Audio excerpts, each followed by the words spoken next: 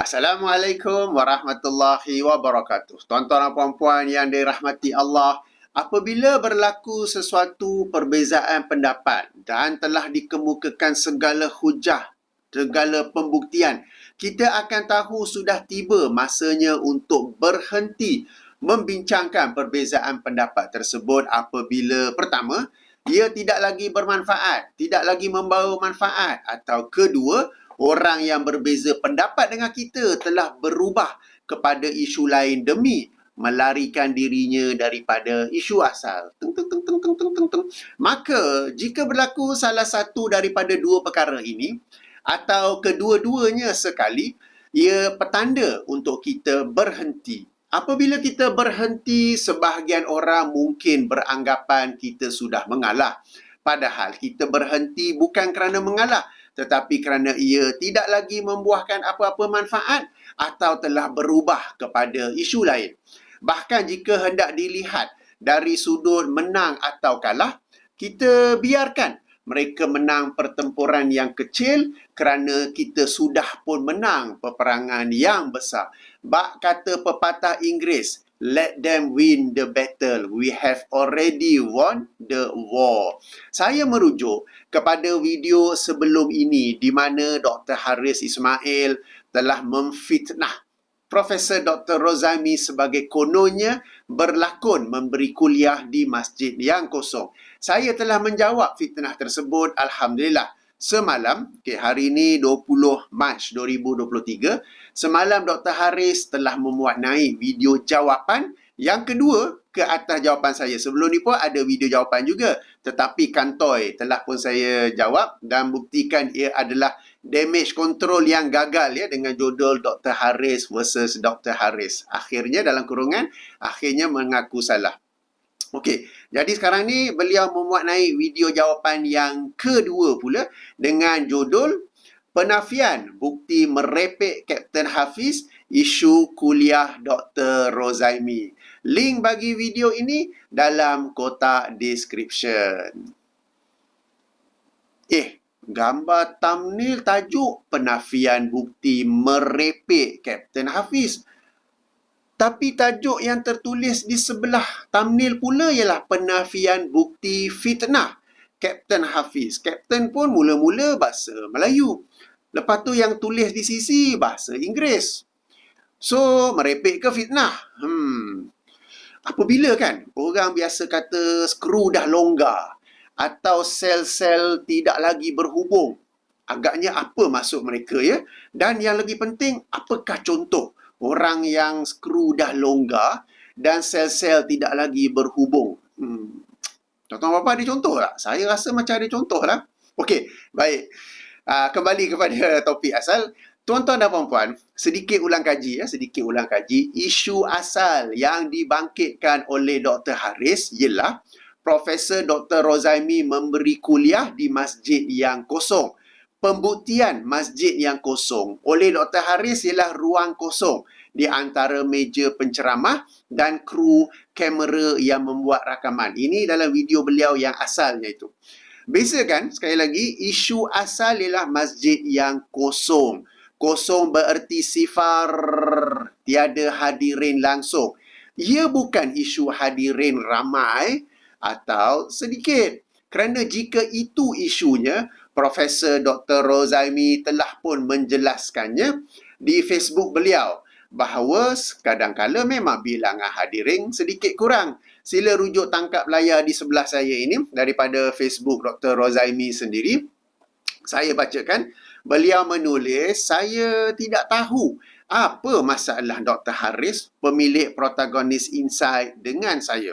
Cuma kali ini fitnah beliau kepada saya agak serius kerana menuduh saya seolah-olah berlakon. Yang garis merah tu saya yang garis lah. Ada jemaah di depan saya yang sedang berkuliah sedangkan masjid kosong.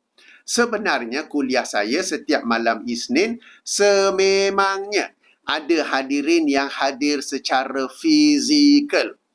Walaupun mungkin ada kalanya bilangan hadirin sedikit kurang. Ini kerana tajuk kuliah yang agak berat, yakni mensyarahkan buku beliau metodologi memahami hadis.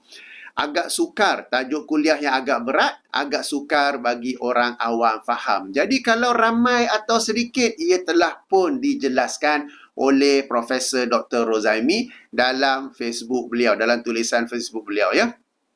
Kemudian, dalam video seterusnya, Dr. Haris telah menyedari kesalahannya dalam membuat tuduhan, kesalahannya dalam membuat fitnah. Maka beliau berubah daripada masjid yang kosong kepada ruang yang kosong. Yakni ruang yang kosong di antara meja penceramah dan kru kamera. Kemudian beliau bawa pula bukti bahawa boleh sahaja ada hadirin di ruang antara meja penceramah dan kru kamera seperti mana gambar ini yang dikemukakan sendiri oleh Dr. Haris. Sekali lagi ya, bezakan bahawa isu asal ialah masjid yang kosong, sifar, langsung tak ada hadirin. Di mana Dr. Haris menjadikan ruang kosong antara Profesor Dr. Rozaimi di meja penceramah dengan kru kamera sebagai bukti bahawa seluruh masjid adalah kosong. Ruang kosong yang sedikit itu dijadikan bukti bahawa seluruh masjid adalah kosong. Kita bukan berbicara tentang hadirin yang ramai atau sedikit. Kerana jika hadirin sudah ramai, boleh saja, apatah lagi kalau masjid itu kecil, boleh saja mereka memenuhi sehingga ruang di antara meja penceramah dan kru kamera. Jadi inilah yang saya maksudkan bahawa Dr. Haris telah macam dalam cerita kartun tu, telah lari daripada isu asal yang ini fitnah. Dr. Rozaimi kononnya berkuliah di masjid yang kosong telah berubah kepada kuliah di masjid yang ramai atau sedikit hadirinnya. Maknanya mula-mula isu asal masjid kosong. Sekarang ni dia nak fokus ramai atau sedikit hadirinnya. Dia telah mengubah ya. Perubahan isu ini juga sebenarnya secara tidak langsung menjadi bukti bahawa Dr. Haris telah sedar beliau salah dalam fitnahnya yang asal. Tapi of course, takkanlah nak mengaku salah kan? Jadi slow-slow dia ubah topik. Siapa yang tak dapat tangkap, siapa yang tak tajam tu akan angguk je lah. Macam yang duk follow saluran YouTube-nya kan, angguk je kan. Padahal kita dapat detect beliau telah pun twist kepada tajuk yang lain. Okey. Satu perkara lain, dalam video yang baru dimuat naik semalam tu, yang dia sendiri keliru antara merepek atau fitnah tu, Dr. Haris mendakwa bahawa video asalnya dalam isu ini yang tempohnya 3 minit lebih tu hanyalah perkara kecil. Perkara kecil yang telah dibesar-besarkan oleh saya. Saya pula yang kena. Okey, ayuh kita dengar apa yang beliau katakan. Okey, sebelum saya masuk kepada respon terhadap persoalan ataupun apa yang Kapten Hafiz sampaikan itu, saya ingin memaklumkan bahawa yang membesarkan perkara ini berkenaan kuliah di Masjid Kosong adalah Kapten Hafiz. Video saya 3 minit saja. Kemudian Kapten Hafiz respon hingga 30 minit dan selepas mendapat defamation tu, dia buat versi kedua yang mana ia menjadi semakin besar lah. Jadi yang nak membesar-besarkan perkara kecil ni adalah Kapten Hafiz. Baiklah. Sekarang ayuh kita ulang kaji 10 fitnah yang dilontarkan oleh Dr. Haris ke atas Profesor Dr. Rozaimi dalam video asalnya yang bertempoh 3 minit lebih itu ya. Pertama, masjid yang kosong. Kedua, jangan berlakon. Ketiga, menjadi kelakar. Keempat, kredibiliti Dr. Rozaimi sebagai rektor terjejas. Kelima, sedang melakonkan watak. Keenam, memanipulasikan situasi. Ketujuh, kan lakonan ni. Kelapan, sebab dah tahu tak ada jemaah kat depan tu, tak perlulah berlakon seperti ada jemaah di hadapan. Kesembilan, ini memalukan. Kesepuluh, jika ini boleh dilakukan oleh Dr. Rozaimi, berlakon untuk membina persepsi, apa lagi yang dapat dilakonkan untuk menarik dan memanipulasikan para pendengar. Dr. Haris membuat 10 kenyataan 10 statement. Ini yang saya pilih yang tak ada tanda soal ya. Namun, ia hanyalah perkara kecil. Bagi yang belum kenal Dr. Haris, selamat berkenalan ya. 10 fitnah ke atas sesama Muslim, 10 fitnah ke atas seorang individu Muslim yang lain adalah perkara kecil di sisi beliau. Okey. Kemudian, apa yang lebih menarik ialah dalam video yang dimuat naik semalam, Dr. Haris sekali lagi seperti biasa telah menyelisihi dirinya. As usual, he contradicts himself. Dr. Haris minta bukti daripada saya bahawa ada ramai orang di kiri, kanan dan belakang masjid. Padahal, isu asal bukan sedikit atau ramai, tetapi kosong, yakni sifar. Kemudian, Dr. Haris sendiri mengaku dalam potongan video yang ditunjukkannya itu memang ada 2 atau 3 orang di kanan Dr. Rozaimi. Tuan-tuan dan puan-puan yang dirahmati Allah, ayuh kita ulang kaji sedikit bahasa Melayu. Apabila dikatakan berlakon atau berkuliah di masjid yang kosong, bererti tiada hadirin langsung kecuali penceramah. Apabila dikatakan 2 atau 3 orang hadir, bererti ada hadirin, cuma bilangannya sedikit. Yang penting, tak boleh lagi nak kata kosong. Dan sekali lagi ya, isu asal adalah masjid yang kosong, sifar hadirinnya. Bukan masjid yang ramai atau sedikit hadirinnya. Bila sudah terbukti ada 2 atau 3 orang yang hadir, sebagaimana yang diakui sendiri oleh Dr. Haris, ia bukan lagi kosong. Aduh, Dr. Haris. Damage control gagal lagi. Gagal berulang-ulang kali. Ya, baik. Saya mainkan potongan video yang saya maksudkan itu. Jemput dengar, ya. Jika Kapten Hafiz nak terus mempertahankan bahawa ada ramai orang di kiri dan kanan dan di belakang masjid itu, tepi-tepi dinding, tunjuklah bukti. Tunjuklah gambar ataupun video. Jangan harapkan orang percaya saja apa Kapten Hafiz katakan.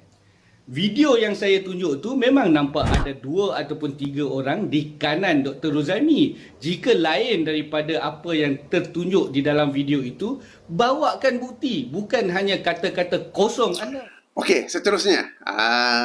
Okey, apa yang aneh ialah dalam potongan video yang saya baru mainkan tadi tu, Dr. Haris minta saya kemukakan bukti ada ramai orang di kiri, kanan dan belakang masjid.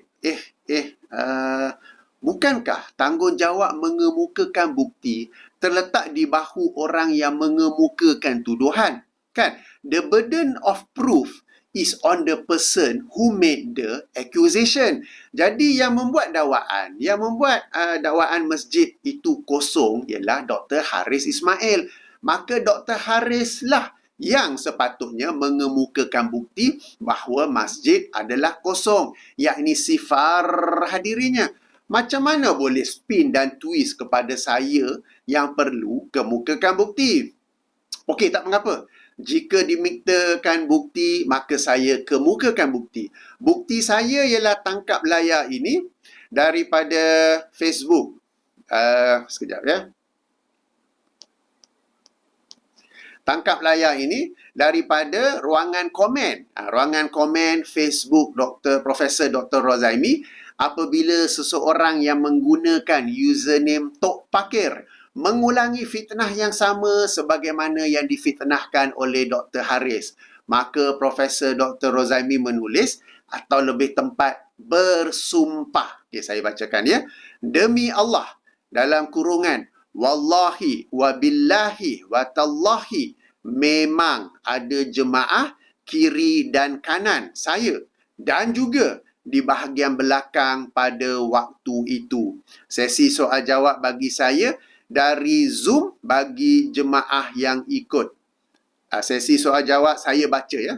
Sesi soal jawab saya baca dari Zoom bagi jemaah yang ikuti secara online. Sebab itulah saya ajak Dr. Haris mubahalah. Dalam video sebelum ni saya tersalah sebut. Terima kasih kepada semua yang membetulkan saya. Saya kalau salah, saya mengaku salah. Saya tak adalah nak buat apa-apa alasan apa semua ya. Sebab itulah saya ajak Dr. Haris untuk mubahalah, membuktikan siapa berbohong dalam isu ini. Okey, jelas ya? Baik, ini adalah bukti saya.